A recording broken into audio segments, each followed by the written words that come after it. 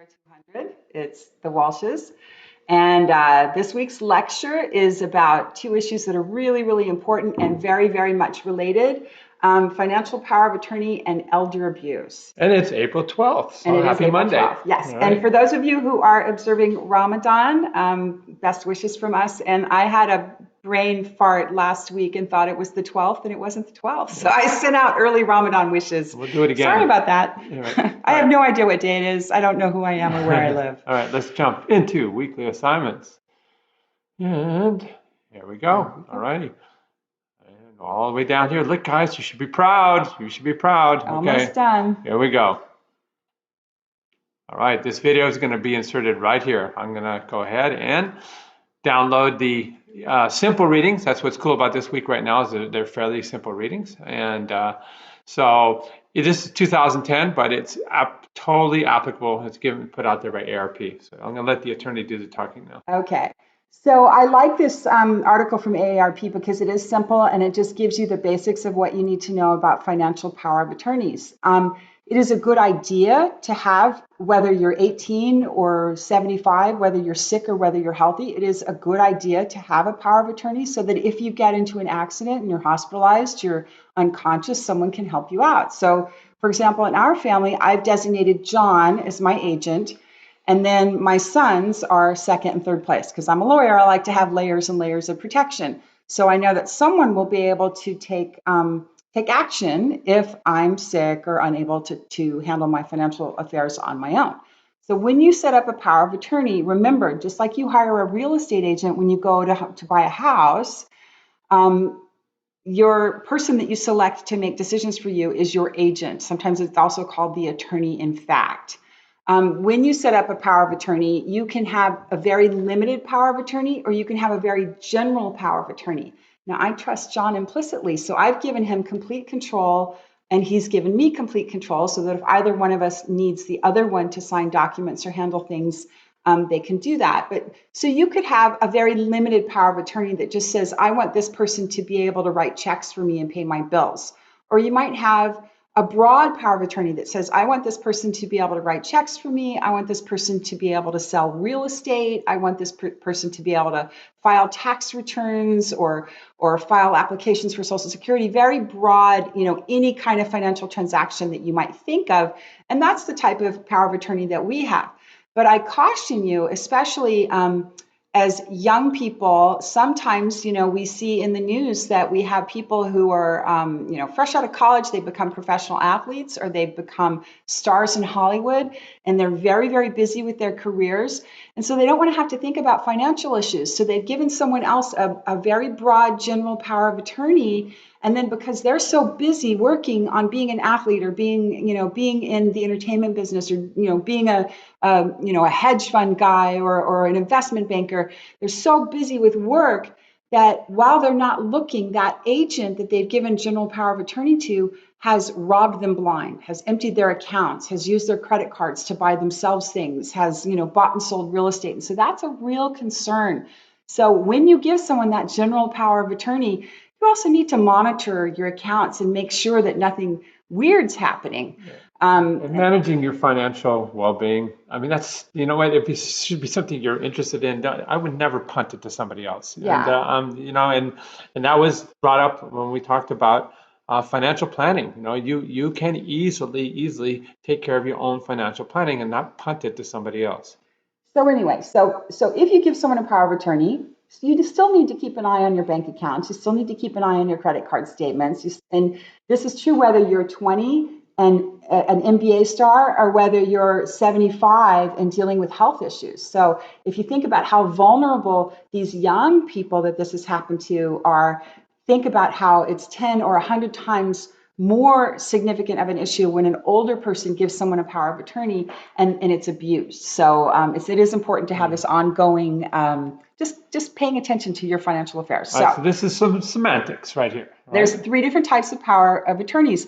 A conventional power of attorney, you sign it, and then if you become mentally incapacitated, it ends. I don't see that very often. What I see mostly is a durable power of attorney, but you could have a springing power of attorney. So let's say you're like, hey, I'm managing my finances, I'm doing well. The only time I want someone else to step in is if I become incapacitated. I'm in a car accident, or I have a stroke, or something, I develop dementia, something like that. So So that you springing power of attorney springs into effect when that condition happens, that you're incapacitated.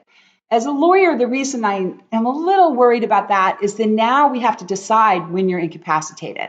So that I'm worries me. incapacitated Yeah, once a day, once a day. clearly today, so anytime during the pandemic, at any given moment, I am incapacitated. So what a lot of people do when they set up their estate planning is they have a durable power of attorney, because that says that if I'm out of town, John can sign documents for me. If I'm sick or just not feeling it, John can handle things for me. And so that's kind of cool. It is effective when you sign it. It's effective as long as you don't cancel it or revoke it. And so that's probably the easiest, cleanest thing to do in terms of a power of attorney. So you'll hear that durable power of attorney, or sometimes people say POA. Now you know what POA means. So scroll down a little bit more. And this capacity thing, that's something that not you don't get to decide. It's something that a trained physician should be deciding, Yeah. right, about capacity. Yeah. So yeah. And so, like our durable power of attorney, John could sign documents for me right now. If John isn't available, either one of my sons could sign documents for me right now, but I trust them and they know, not to cross me. But anyway, so who should you choose? You should choose someone you trust. You should choose someone who's probably stable financially. You probably don't want to give your financial power of attorney to someone who has a lot of debts, who's got a gambling problem, who's got a drug or alcohol addiction, because it's going to be really tempting for them to empty out your bank accounts. So Trust is a big deal. trust and For communication is example, there are key. certain siblings, Yeah. they're not getting any access, none. We don't want to go into details. My siblings will never get my power of Yeah, attorney, yeah. but I trust John. I trust my kids. I trust his brother is also in the lineup. His brother's 78, Mhm. and I trust him completely. So anyway, one of the little wrinkles with power of attorneys is that the banks like to have their own forms. So quite often you can have a very legal, ironclad, durable power of attorney, and theoretically the bank should accept it, but they tend to get nervous. They like to have their own forms. So it is a good idea if you know that you're going to be managing someone else's bank accounts. Say you have a grandparent that can't pay their own bills anymore. It is a good idea to go down to their bank and get that form filled out. And if they have early dementia, do it early enough so that they still have capacity to sign that form.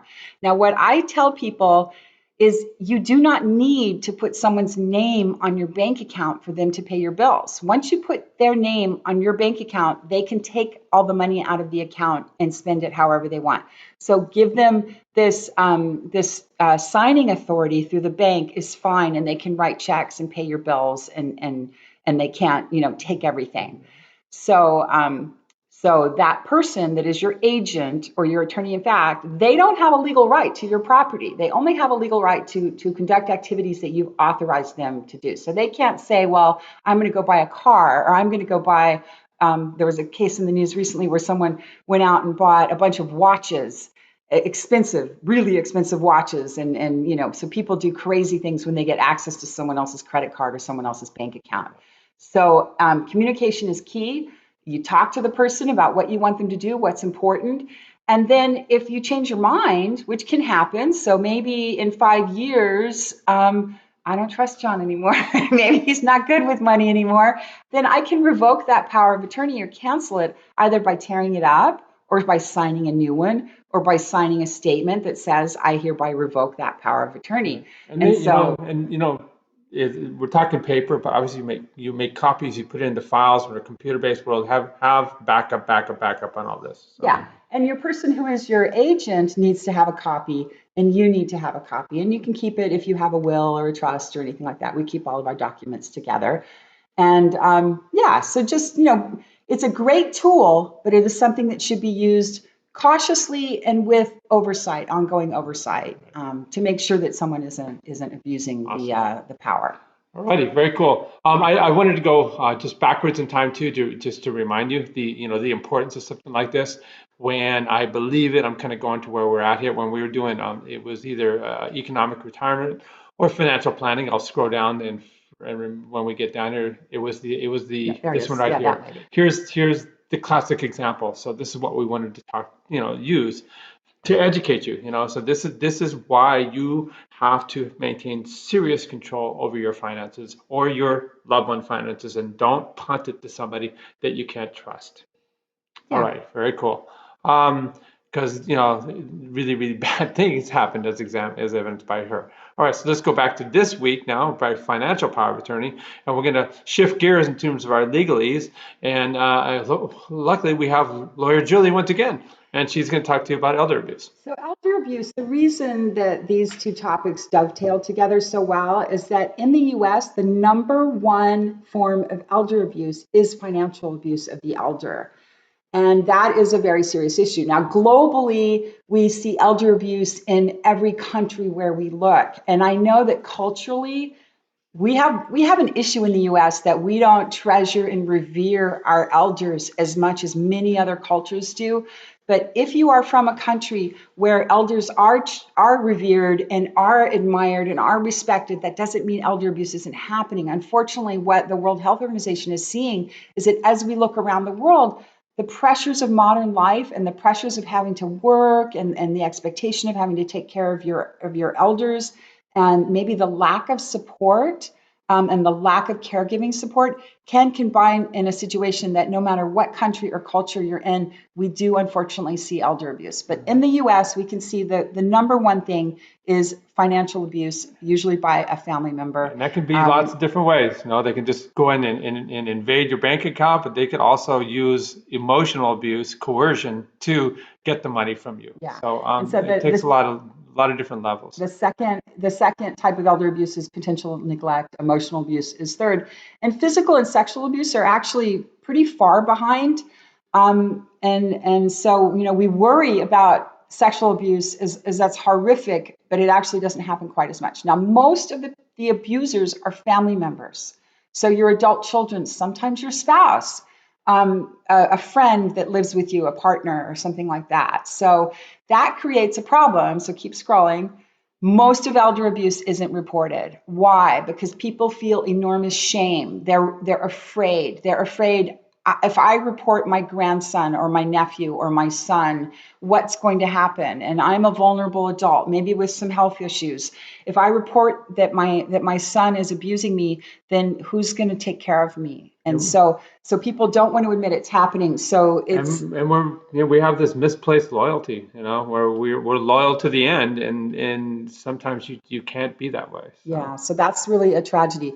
Dementia is a huge, huge risk factor.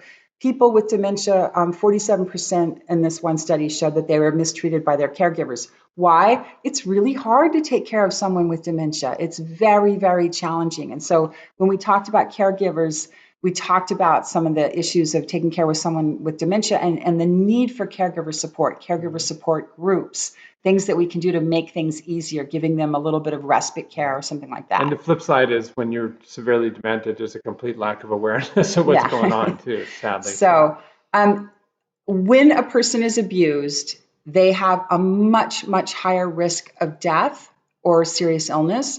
So whether it's elder self-neglect, which is considered part of elder abuse, or confirmed elder abuse by a third party. If you have confirmed elder abuse by a third party, the person is 2 times more likely to die. If it's suspected elder abuse, so not proven, but we think something weird's going on, you're 1.38 times more likely to die. So you can see that these people who are being abused really pay the ultimate price.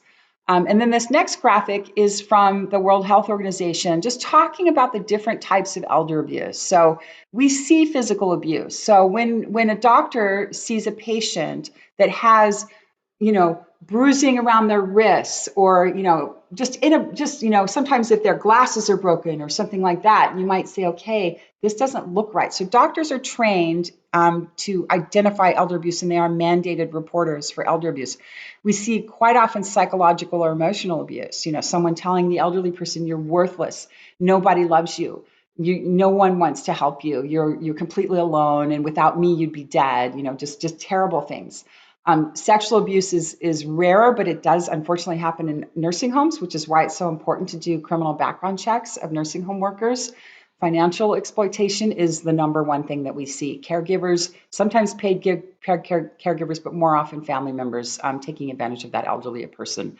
And so we see family members and sometimes workers in long-term care facilities or nursing homes, assisted living facilities, even home aides or home health aides can be abusers as well. So that's and this problem. neglect and abandonment one is a big one too. Yeah, there's definitely cases that we see where the elderly person is dirty, their clothes are dirty, they haven't been fed, they've lost weight. It's really tragic. So we look at the World Health Organization looked at risk factors for elder abuse. So for the victim, if they have a significant disability, so they're not mobile, they're probably isolated, they have poor physical health, so they aren't able to defend themselves. Maybe they're depressed, so they're not able to say, hey, don't treat me like that. Hey, don't say that to me. I'm worth being treated better. So they're kind of caving in on themselves. And if they're low income, guess what happens when you're low income? You don't have a cleaning lady that comes to your house once a week and they might see something and report it. You don't have household workers that come. You don't have the ability to, go out to a restaurant for dinner. You don't have the ability to pay for maybe better care. So these low income people have a strong risk factor. What about the person who's the criminal? What about the person who's the perpetrator?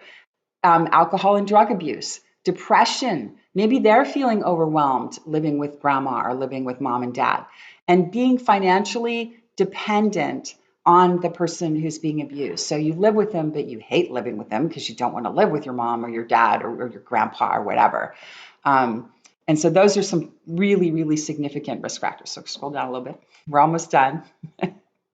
So these are just some comments from different experts. And it is very important if you are a healthcare practitioner or someone who's dealing with elder adults to understand the culture and the identity of the people that you're dealing with.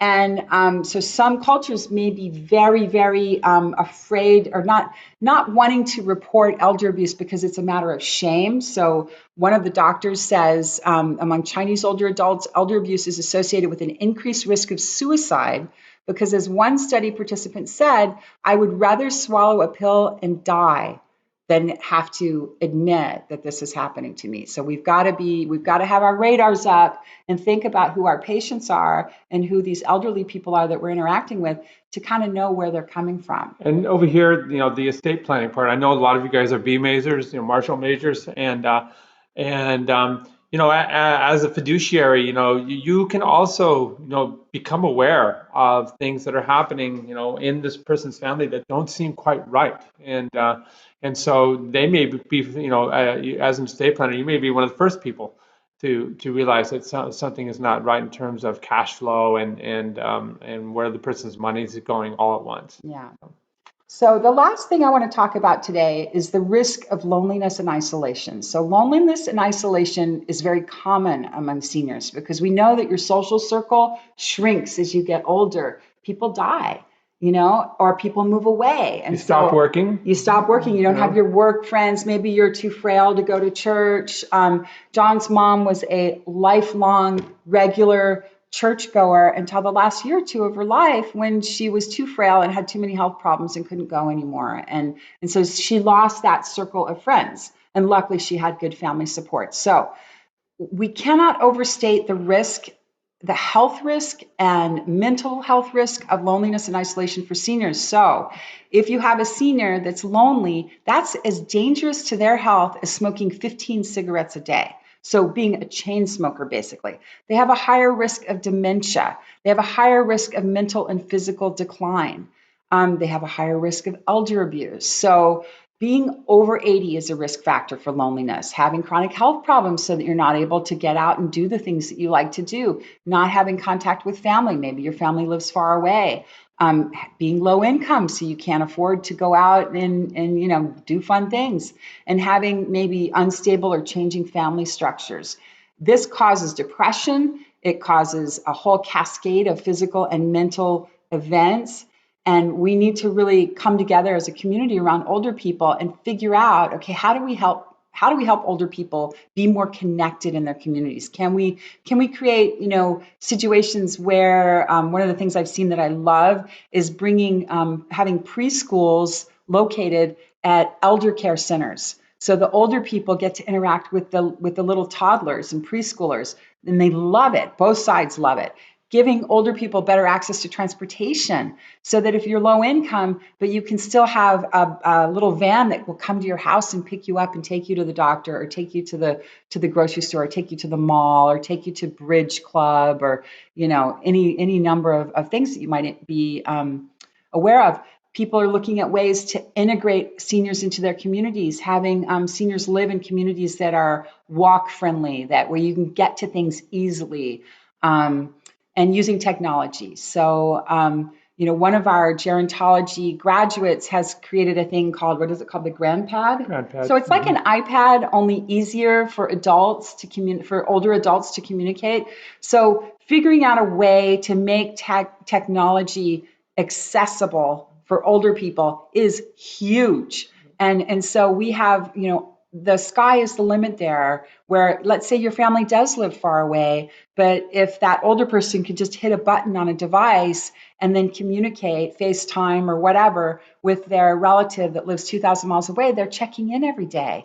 And the family member can figure out, hey, mom doesn't look right, or mom's slurring her words, maybe mom's having a stroke. So any sort of use of technology to connect people. We can use technology to even monitor seniors to know if they haven't opened the refrigerator yet today, if they haven't used the bathroom yet today. So there's a lot of hope around elder care and technology. Right, and obviously the elephant in the room was what happened this year with the pandemic, and you think you're ready and we're not. So there's so much opportunity for you guys moving forward to really improve these things. Obviously, the next generation is going to be a lot more tech savvy, and so this technology, like Julia said, is going to become really, really vibrant in the future. So I think that's it. Okay. All right, guys. One or two last things. Sorry. Oh, yeah. Little housekeeping things. Yeah, don't forget. Little housekeeping things. All back up here. For the midterm, we have it open for a long time, because I didn't want you to have to take the midterm the last week of classes when we only have 4 days the last week of classes, because Friday's a wellness day. So you can take the midterm early if you want. It does include everything through the end of the semester. You can work ahead if you want. The quizzes and discussions are open for this week and next week. So we have, I think it's Sunday, April 18th to Thursday, April 29th, the midterm will be open. Right. And then once you're in, you have 2 hours. So our final interview paper is due Wednesday, May 5th. So I'm getting questions about the final interview paper. That's right here. You need 10 outside references. That means don't use things that we listed in the class readings. Just click to the website. It's all laid out there. We have rubrics. There's our friend CT2. we're gonna actually change that up probably next year, because that's what we do. And then we come down here to final interview paper. All right. So we've listed sample questions you can use. Your paper is probably going to be about 50% questions and answers and 50% discussion analysis of those answers. So you ask the person, do you have any health problems? The person says, yes, I'm a diabetic and I have high blood pressure. So you go into WebMD or the American Heart Association or the American Diabetes Association, and then you say, okay, this is how many older adults are diabetic, or these are the health problems that could result from having high blood pressure. And then you have a citation. So you get those 10 outside references, you do your questions, you do your answers, you do your discussion. And most people do pretty well on this assignment. You just have to plan to get it done. Yeah, here's a rubric. Frequently asked questions. You're all good. And then don't forget also, you do have the opportunity, if you feel like you want to raise your grade, we do have the extra credit. Again, that's due April 29th. Yes. And if you do the extra credit, you can do a video, you can do a PowerPoint, you can do a paper, you can do a collage of photos.